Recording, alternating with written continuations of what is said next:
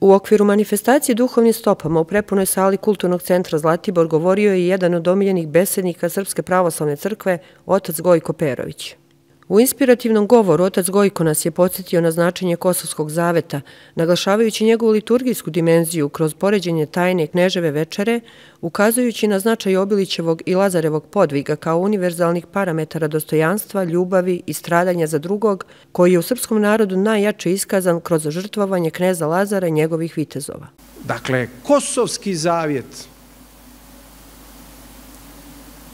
je jedna od interpretacija, jedno od svjedočenja novoga i staroga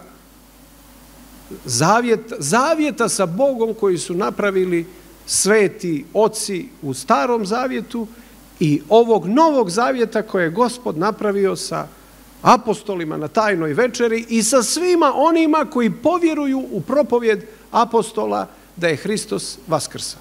Potvrdu značaja Kosovskog zaveta, kaže otac Gojko, nalazimo u Njegoševim stihovima koji je gotovo 5 vekova posle Kosovskog boja napisao Gorski vijenac. Čitava borba protiv Turaka bila je osveta za Kosovski boj. Nobelovac Ivo Andrić ga je u svojim esejima nazvao tragičnim junakom kosovske misli. Da li vam naša zajednica Srpske pravoslavne crkve i srpski narod liči na toga samca koji je ostao sam i kad izgleda da ništa nije moguće?